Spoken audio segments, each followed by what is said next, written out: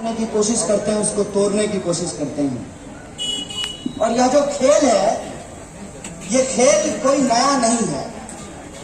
इनके पुरखे जिन अंग्रेजों की चापलूसी करते थे, उन्हीं से ये सीख करके आए हैं। और ये अंग्रेज क्या करते थे? ये अंग्रेज हिंदुस्तानियों को आपस में लड़ाने के लिए, धर्म के नाम पर स्वतंत्रता के लिए लड़ रहे लोगों को, उनको आपस में झगड़ा लगाते थे।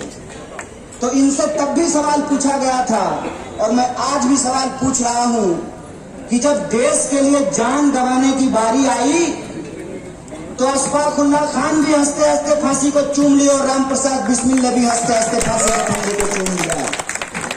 यह देश साझी शहादत और साझी विरासत का देश है।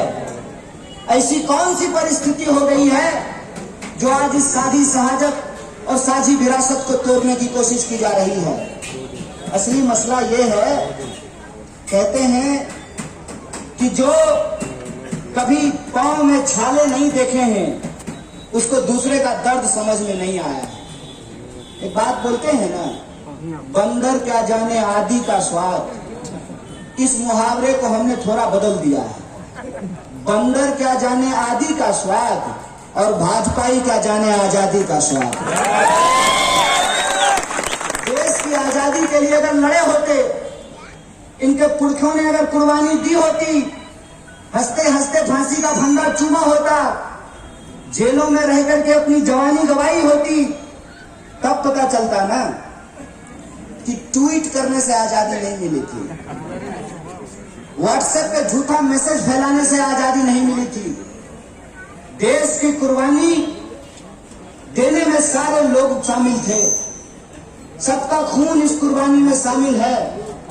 और सब लोगों की शहादत के बाद, एक लंबे संघर्ष के बाद देश आजाद हुआ। और इस आजाद देश में एक आईन को बनाया गया, एक संविधान को बनाया गया, जिस संविधान की सबसे बड़ी ताकत यह है कि मर्द का भी वोट एक और औरत का भी वोट एक। अभी जब मैं इधर आया तो कुछ लोग, इनके जो शौहर थे, इस इलाके के मशहूर जननेता थे कमरुद्दीन साहब, 40 साल तक वो इस इलाके को की क़यादत करते रहे, इसको रिप्रेजेंट करते रहे। उनके गुजर जाने के बाद जब मैडम को आप लोगों ने अपनी दुआ दी, अपना आशीर्वाद दिया, तो आपकी क़यादत करने लगे। तो कुछ लोगों ने कहना शुरू किया कि औरत कैसे क़यादत करेगी?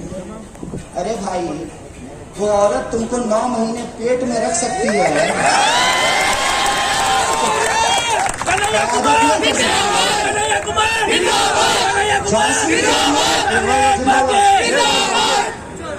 जोश 10 तारीख तक बचा के रखना। मैं पूछता हूं, यहाँ पे माताएं बहनें बैठी हुई हैं, झांसी की रानी ने क़यादत किया था ना, रजिया सुल्तान ने क़यादत किया था ना। जब रजिया सुल्तान क़यादत कर सकती है, झांसी की रानी क़यादत कर सकती है, मरहूम राजीव गांधी के गुजरने के बाद सोनिया गांधी क़यादत कर सकती हैं, तो कमरुद्दीन साहब के बाद जो है फातिमा मैडम क्यों नहीं क़यादत कर सकती? इसमें क्या समस्या है? असल मसला ये नहीं है कि उनको इनकी क़यादत से दिक्कत है। असल मसला ये है कि उनका दिल थोड़ा थोड़ा बेईमान हो गया, लिटिल लिटिल। और ये बेईमानी क्यों आई है? ये बेईमानी इसलिए आई है कि आजकल जो गुलाबी वाला नोट है ना, काला धन आना था काला धन, आया है गुलाबी धन। ये गुलाबी धन बड़ा रंगीन है, और इसने एक नया शगुफा छोड़ा है। वो सीधे तो विरोध कर नहीं सकते हैं, तो उन्होंने एक नया शगुफा छोड़ा है कि औरत क़यादत नहीं कर सकती।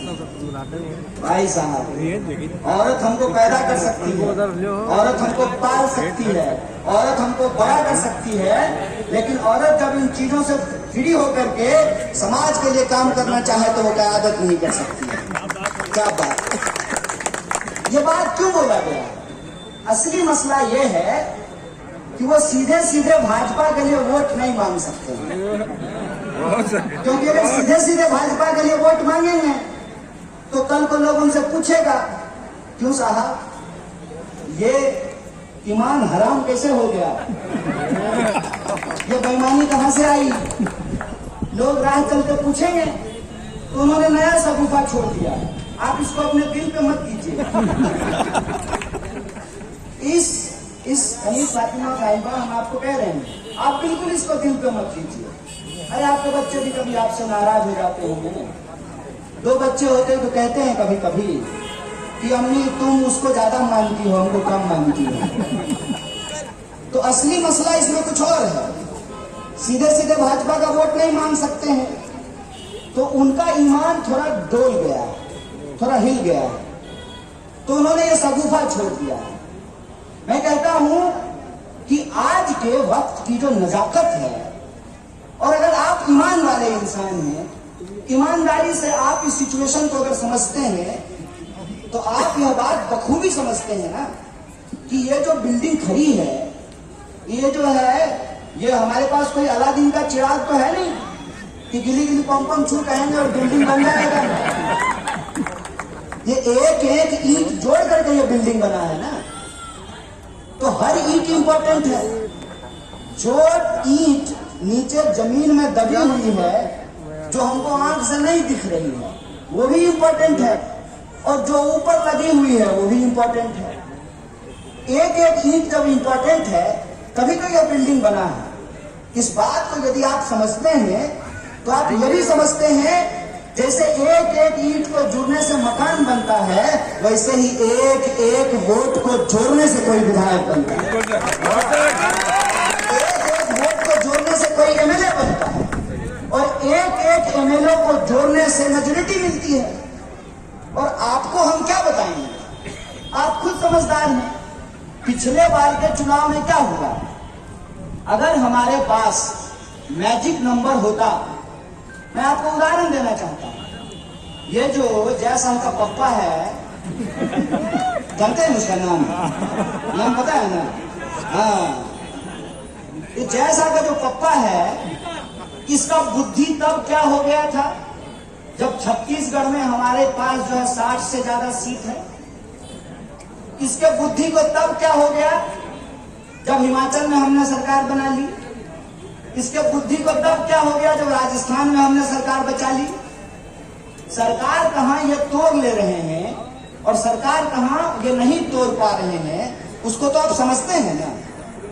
अगर आप